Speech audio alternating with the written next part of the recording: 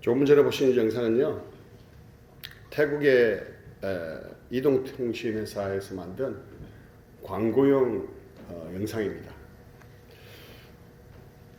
제목이 Giving is the best communication 이라는 제목인데요. 이 영상을 통해서 이동통신회사니까 나름대로 communication or something 이런 메시지들이 있겠죠. 근데 저는 이 영상을 보면서 떠오른 단어가 있는데요. 은혜라는 단어였습니다. 하나님의 은혜. 하나님의 은혜를 생각하면 저 이렇게 눈물샘 저 밑에서 솟아오르는 그 눈물이 뜨거운 이 물과 같은 그 은혜들이 있습니다. 하나님께서 어떻게 이렇게 나를 구원해 주셨는지, 이렇게 부족한 자를 어떻게 또 하나님께서 목회자로 삼으셨는지 하는 그런 생각이 듭니다. 또 이 하나님의 은혜만 생각하면요, 아무것도 없습니다. 또 가진 것도 전혀 없습니다. 믿을 만한 것도 하나도 없습니다. 그럼에도 불구하고요, 결코 주눅들지 않습니다. 결코 외롭지 않습니다. 하나님께서 나의 편이 되어주시기 때문에 그렇습니다. 또 이 하나님의 은혜를 생각하면요, 이 산과 같은 그 장벽을 만난다 할지라도 그것을 뚫고 나갈 수 있는 용기가 생깁니다. 왜냐하면 하나님께서 나와 늘 함께 하심을 알기 때문입니다. 그런데요, 우리가 이 은혜를 너무 잘 잊어버립니다. 독일의 심리학자인 헤르만 에빙하우스라는 그 교수가요, 잘 아실 겁니다. 망각곡선 이론이라는 것을 주장하잖아요. 그 이론에 따르면 학습 후에 10분 후가 되면 망각이 시작된대요. 1시간이 지나면 50%를 까먹는다고 합니다. 하루가 지나면 70%, 한 달 뒤에는 80% 이상을 망각하게 된다고 합니다. 즉 아무리 많은 은혜를 받아도요, 시간이 흘러가면 그 은혜를 잊어버린다는 것이죠. 그런데 은혜롭지 않는 것은 잘 안 잊어버려요. 왜 그런지 아십니까? 이걸 잊을만 하면 다시 꺼내서 묵상해요. 잊을만 하면 다시 꺼내서 묵상합니다. 그러니까 그게 잊혀지지가 않는 거예요. 하나님의 말씀을 늘 그렇게 다시 꺼내서 읽고, 아침에 읽어서도 저녁에 또 읽고 점심에 또 읽고 이러면 그 말씀이 늘 나를 붙잡고 갈 텐데, 은혜롭지 않는 것은 그것을 계속해서 묵상하니까 그게 내 마음에만 남게 되는 것이죠. 은혜는 돌의 색이고 원수는 물의 색이라는 말이 있잖아요. 우리가 하나님의 받은 그 은혜들은요, 이 돌에 새겨야 합니다. 그리고 이 안 좋았던 그런 기억들은요, 그런 일들은 시냇물 확 흘러가는 것처럼 싹 보내버려야 합니다. 그런 축복이 여러분의 있기를 간절히 축원합니다. 오늘 본문을 보시면요, 백성들이 요단을 건너자 하나님께서 요수아에게 주시는 말씀입니다. 1절부터 3절까지 한번 같이 보겠습니다. 시작. 그 모든 백성이 요단을 건너기를 마침에 여호와께서 요수아에게 말씀하여 이르시되, 백성의 각 지파에게 한 사람씩 12사람을 택하고 그들에게 명령하여 이르기를, 요단 가운데 제사장들의 발이 굳게 선 그곳에서 돌 12를 택하여 그것을 가져다가 오늘 밤 너희가 유숙할 곳에 두게 하라 하시니라. 이렇게 얘기합니다. 백성들이 요단을 다 건너갔으면 빨리 안전한 곳으로 이동을 해야 되는데, 이 각 지파에서 한 사람씩 택하여서 12사람을 택하여서 12돌을 택하여 가지고 와서 유숙할 곳에 두라, 이렇게 명령하고 계십니다. 하나님께서 왜 이 돌은 왜 가져오라고 하시는 거죠? 왜 이 돌을 가져오라고 하실까요? 우리가 여호수아서를 계속 강의하고 있는데요. 이 여호수아서의 가장 중요한 핵심적인 말씀은 뭐냐면 말씀과 동행하며 순종하는 내용입니다.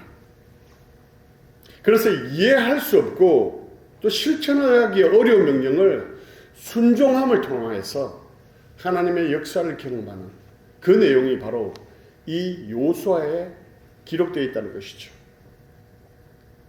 오늘 본문을 보시면 요단 강가에서 돌을 가져오는 것도 아니에요. 뭐라고 얘기합니까? 건너왔던 길을 반이나 돌아가서 제사장들이 서 있는 그 요단 가운데에 그 돌을 가져오라고 말씀하고 있거든요. 언제 물이 다시 이렇게 확 덮칠지 몰라요. 그리고 분명히 많은 적들이 멀리서 이것을 지켜보고 있다가 또 쳐들어올 수도 있습니다.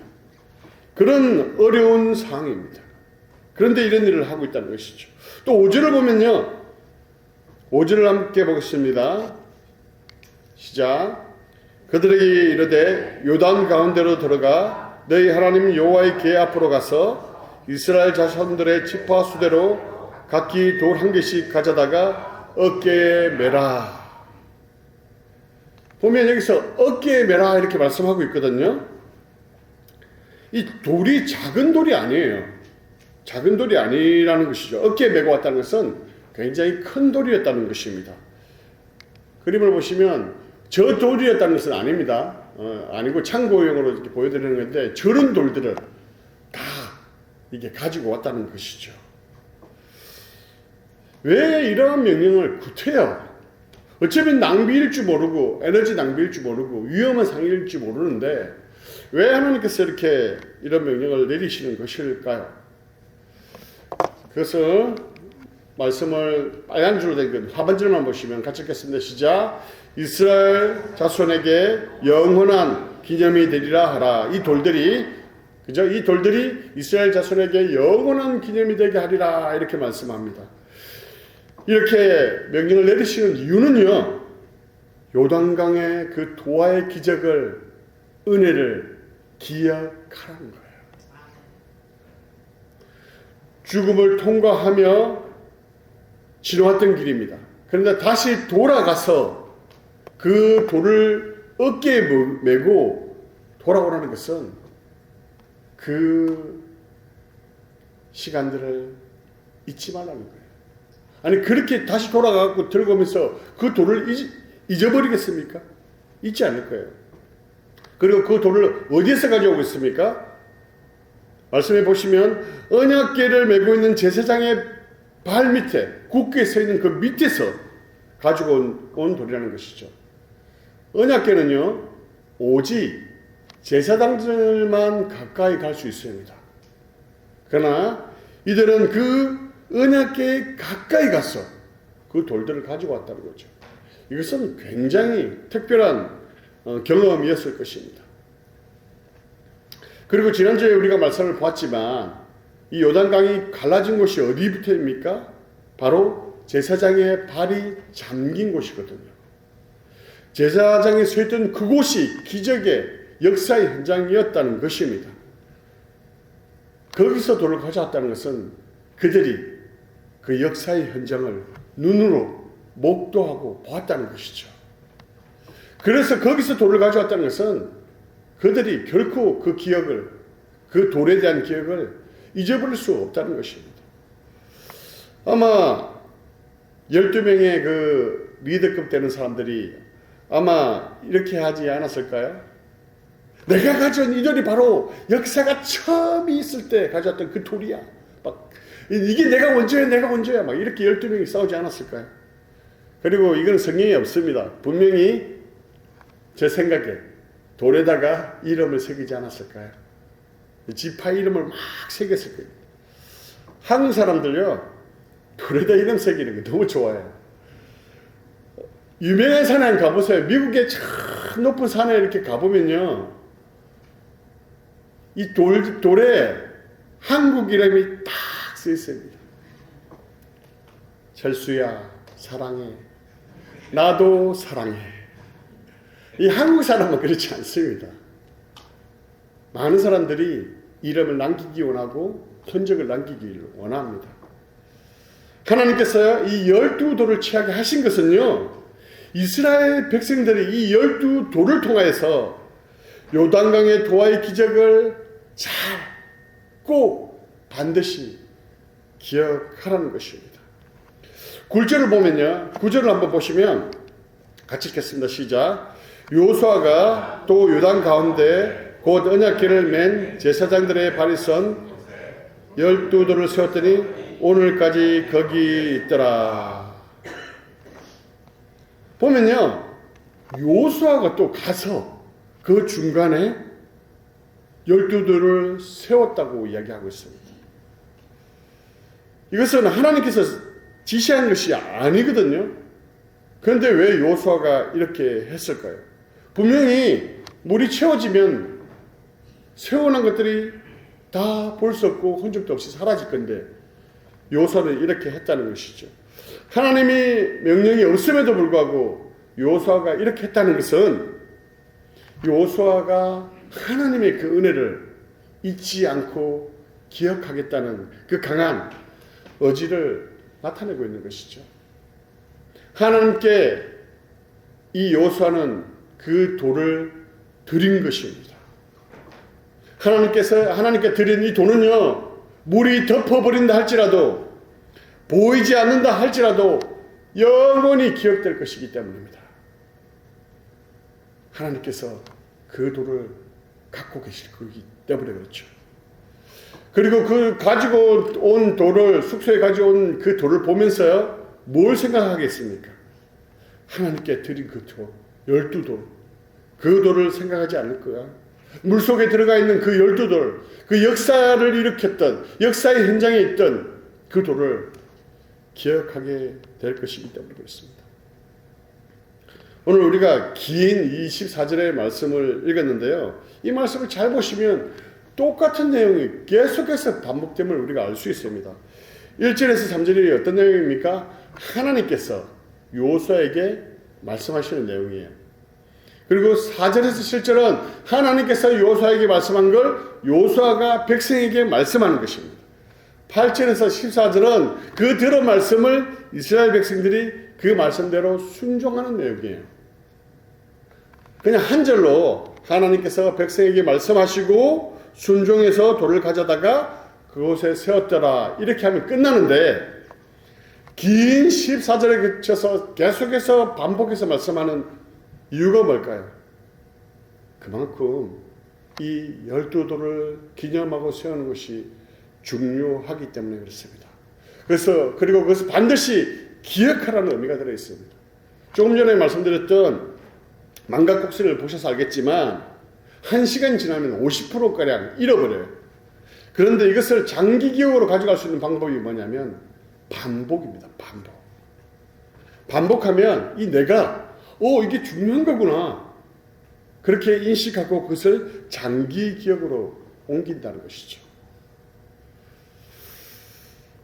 우리도 날마다 말씀과 동행하면서요, 이 하나님의 은혜들을 계속해서 기억해내야 할 것입니다. 그래서 제가 여러분에게 계속해서 말씀을 묵상하시고 말씀을 읽으시고 큐티하시고 읽으라는 이유가 바로 그 말씀이에요. 그 말씀을 통해서 우리에게 부어주셨던 그 은혜들을 날마다 계속해서 기억하고 나아가야 하기 때문에 그렇습니다. 오늘 또 본문을 또 보시면요, 우리가 하나님께서 이렇게 12돌을 기억하라고 계속해서 강조하시는 이유를 알 수 있는데요, 7절 말씀을 한번 보도록 하겠습니다. 같이 읽겠습니다. 시작. 그들에게 이르기를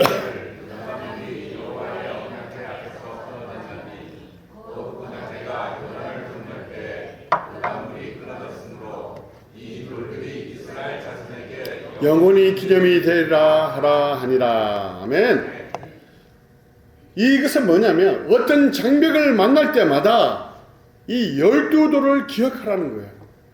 12돌을 기억함을 통하여서 요단강을 건널 수 있었던 것은 바로 하나님의 능력 때문이라는 것을 기억하라는 거예요.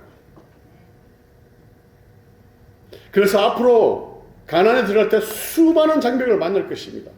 수많은 어려운 일들을 만날 것입니다. 그때마다 이 12도를 기억하며 하나님의 능력을 의지하여서 승리하라는 거예요. 이것은 단지 이 이스라엘 백성들에게만 주는 말씀이 아니에요. 오늘 살아가는 우리에게도 동일하게 주시는 말씀입니다. 어떤 장벽을 만나고 또한 힘든 일을 만날 때마다 이 12도를 기억하라. 하나님의 그 은혜를 기억하라는 것입니다. 12도를 바라보면서 그 하나님의 은혜를 바라보면서 내가 여기까지 이날 이 시간 이때까지 여기까지 올 수 있었던 것은 나의 힘이 아니라 하나님의 도우심이 있었기 때문이지. 내가 이 요단강도 건넜는데 이 문제쯤이야 쉽게 이길 수 있지 않겠어? 하는 그런 고백을 하시기를 원한다는 것이죠. 저에게도 이런 12돌의 그 하나님의 은혜가 있습니다. 1994년에 제가 서울에 이렇게 올라왔거든요. 13년의 객지 생활을 하는 가운데 전에 좀 말씀드렸지만 좀 잘 살아보려고 입신양명인가요? 하여튼 출세해 보려고 이 청춘을 태우던 시기였습니다. 하나님께서 청년부 어떤 교회 청년부에 참석하게 하시고 굉장히 큰 은혜를 주시고 목회자로 부르셨어요. 제가 목회자가 될 생각은 추호도 한 적이 없습니다. 부족함 투성이, 지금도 마찬가지지만 부족함 투성이의 말주변도 그렇고 이 갱상도 발음이라 갖고 잘 못 알아들으시고 하여튼 참 부담이 되었습니다. 그래서 그 부르심을 확신하기 위해서 오살리 금식기도원에 가서 일주일 금식을 하면서 기도했습니다. 거기서 이제 이야기하려면 너무 길기 때문에 어쨌든 확신을 딱 주셨어요. 그래서 신대원을 가기로 하고 시험을 쳤습니다. 떨어졌습니다. 아니 부르셔놓고 왜 떨어뜨리시는 거죠? 그리고 또 한 번 더 떨어졌습니다. 그래서 아니구나, 내가 잘못 기도했구나 생각하고요, 하나님께 이렇게 기도했습니다. 하나님, 그냥 물질로 하나님 섬기면 안 되겠습니까? 제가 전공이 경영학이고 또 세무학이거든요. 제가 그렇게 하면 안 되겠습니까? 그 마음을 늘 가지고 이제 기도 초소거나 길을 갈 때나 다 그 기도를 계속했어요. 저한테 중요한 주제니까. 그때 그 길을 가고 있는데 수많은 잡음이 들리는 그 속에서 하나님께서 제게 탁 말씀하셨어요. 사람들을 물질로 도와주는 것은 일시적이다. 그러나 말씀으로 사람들이 은혜 받으면 그 사람이 비록 라면을 먹고 사는 처지라 할지라도 기쁨과 행복으로 살아갈 수 있을 것이다. 그 말씀 사역을 너가 하면 좋겠다. 이 말씀을 주셨어요. 제가 목회길을 지금 2000년도에 제가 신학교 들어가서 지금 2023년이니까 23년째잖아요. 제가 미국을 2007년에 왔으니까 이민 목회를 벌써 굉장히 했잖아요. 어려운 일들이 뭐 이민 목회든 한국 목회든 어려운 일들이 많습니다. 그럴 때마다 어쨌든 포기하고 싶을 때도 있어요. 그럴 때마다 이 말씀을 기억합니다. 하나님께서 주셨던 그 은혜의 말씀들을 기억합니다. 그래, 하나님께서 나 같은 자도 목회자로 부르셨지.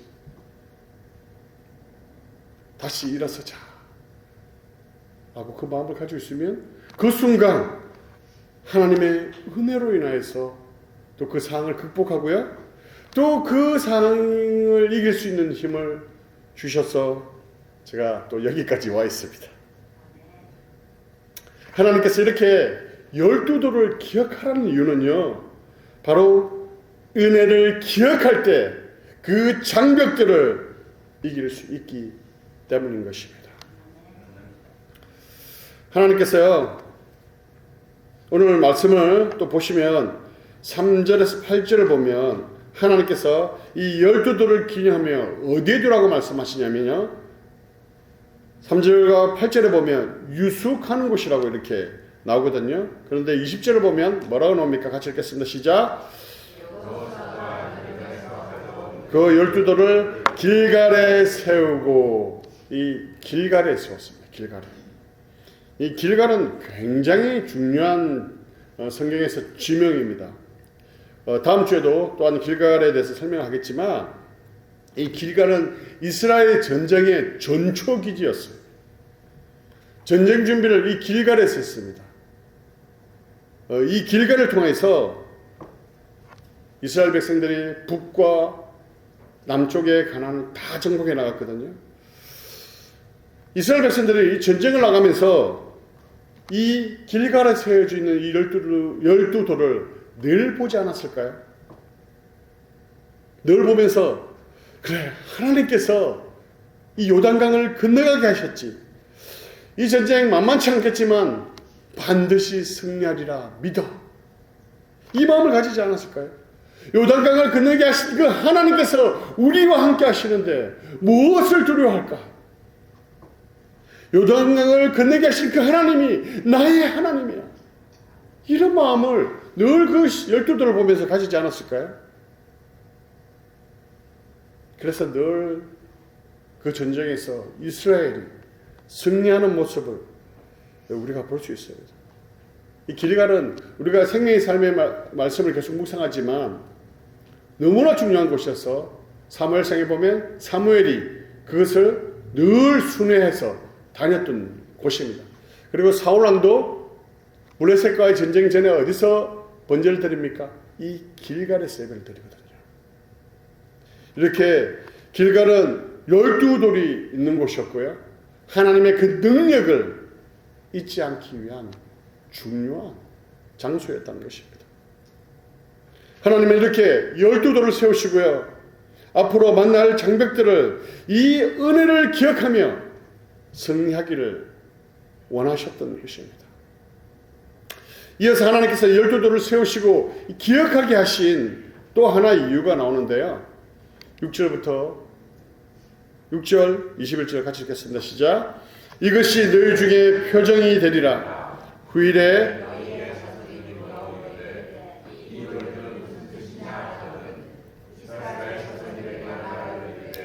후일에 너희 자손들이 그들의 아버지에게 묻기를 이 돌들은 무슨 뜻이니까 하거든.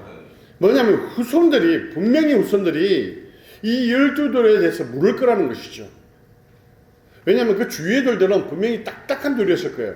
그러나 이게 강 중간에서 꺼내왔기 때문에 보들보들한 돌이었을 것입니다. 그렇기 때문에 이상해서, 그리고 세워져 있으니까 반드시 물었을 것이라는 것이죠. 그럴 때 이렇게 말해주라는 것이죠. 22절부터 24절까지 한번 읽겠습니다. 시작. 너희는 너희 자손에게 알게 하여 이르기를 이스라엘이 마른 땅을 밟고 이 요단을 건넜음이라. 너희 하나님 여호와께서 너희를 건너게 하신 것이 너희의 하나님 여호와께서 우리 앞에 홍해를 알리시고 우리를 건너게 하심과 같았나니 이는 땅의 모든 백성에게 여호와의 손이 강하신 것을 알게 하며 너희가 너희 하나님 여호와를 항상 경외하게 하려 하심이라 하라. 아멘. 뭡니까? 바로 후손들에게 하나님을 알게 하라는 것입니다. 하나님의 그 은혜는요, 이 현 세대만 알아야 되는 것이 아니라 다음 세대도 기억하기를 원하셨다는 거예요. 하나님은 그 역사적 사건 속에서 그 당시의 사람만이 아니라 그 뒤에 올 후손들에 대한 하나님의 관심, 그 관심이 있다는 것입니다. 다음 세대도 그 하나님의 은혜를 기억함으로 하나님을 경외하고 하나님을 의지하는 삶을 살아갈 수 있도록 하기 위해서였다는 것입니다. 다음 세대가 하나님의 그 은혜를 아는 것은요, 너무나 중요합니다. 우리가 사사기를 보시면 알겠지만 하나님의 은혜가 다음 세대에 전달되지 않아서 하나님을 모르는 세대가 일어나잖아요. 그러니까 어떻게 됩니까? 그 시대는 영적인 암흑의 시대가 되고 맙니다. 그래서 저희 교회에서도 다음 세대를 말씀으로 가르치는 것이 중요한 교회 비전입니다. 우리 강장로님께서 기도하셨던 것처럼 이 다음 세대가 이 교회의 미래이고 다음 세대를 잘 양육해야만이 가정과 교회와 이 나라의 미래가 있다는 것이죠. 우리 다음 세대에게 돈을 잘 벌고 뭐 처세술이 뛰어나고 또 잘 사는 방법을 가르치는 게 아니라 그들 손에 그런 것을 쥐어주는 것이 아니라 그들의 심정에 그 중심에 말씀을 하나님을 그들에게 주어줘야 한다는 것입니다. 하나님의 그 은혜가 어떤 것인지 그들에게 가르쳐야 한다는 것입니다. 말씀을 마무리하며 이 예화를 통해 하나 말씀드리기로 원하는데요. 캡틴이라는 이름의 개가 있었습니다. 주인은 미가엘 구주만이라는 사람인데요. 주인이 죽자 캡틴은 가족과 함께 장례식에 참여해요. 근데 어느 순간 이 개가 사라져 버렸어요. 찾기 위해서 막 가족들이 여러 가지 노력을 했는데 찾지를 못했습니다. 그런데 몇 주 후에 어느 늦은 밤에 묘지에 있는 몇 사람들이 무덤에 누워있는 그 캡틴을 발견합니다. 그래서 이 묘지 관리인이 연락을 해서 제발 이 개를 빨리 찾아가라고 이야기를 합니다. 이 가족들이 가보니까 그 개가 있는 거예요. 그래서 데리고 집으로 왔습니다.